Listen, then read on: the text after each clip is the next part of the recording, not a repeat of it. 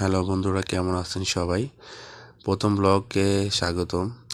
আমি আসলে এভাবেই বন্ধুদের সাথে বাইক নিয়ে ঘুরতাম, মেয়েকে নিয়ে ঘুরতাম এবং আমার বিদেশ আসার লাস্ট একটা আনন্দ মুহূর্ত ছিল সাতবাড়িতে ঘুরতে যাওয়া বন্ধুদেরকে নিয়ে। খুবই ভালো একটা সময় কাটিয়েছিলাম।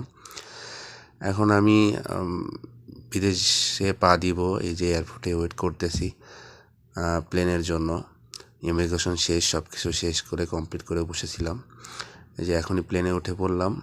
প্লেনে উঠে পড়ে কিছু কাজ ছিল, সেগুলো সেরে ফেলে এই যে প্লেন এখনই উড়াল দেবে সৌদি আরবের উদ্দেশ্যে, না দুবাইয়ের উদ্দেশ্যে যাবে। প্রথমে দুবাই থেকে আমরা রিয়াদে যাব।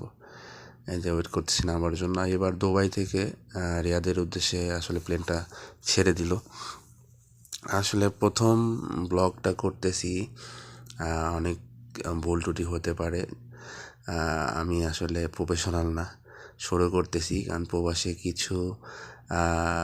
কিছুই নাই, সবাইকে ছেড়ে চলে আসা। এই জন্য আমার কিছু মুহূর্ত এখানকার কাটানোর জন্য, সবাইকে কিছুটা হলেও আনন্দ দেওয়ার জন্য এইটা করা। এই যে দুবাই শহর, আমরা উপরে উঠে পড়ছি, অনেক সুন্দর লাগতেছিল উপর থেকে।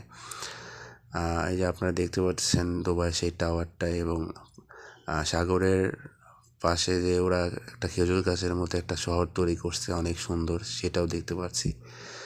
এবং আমরা সৌদি আরবের শহরে চলে আসলাম, সৌদি আরবের মাটিতে চলে আসলাম। এখনই ল্যান্ড করবে।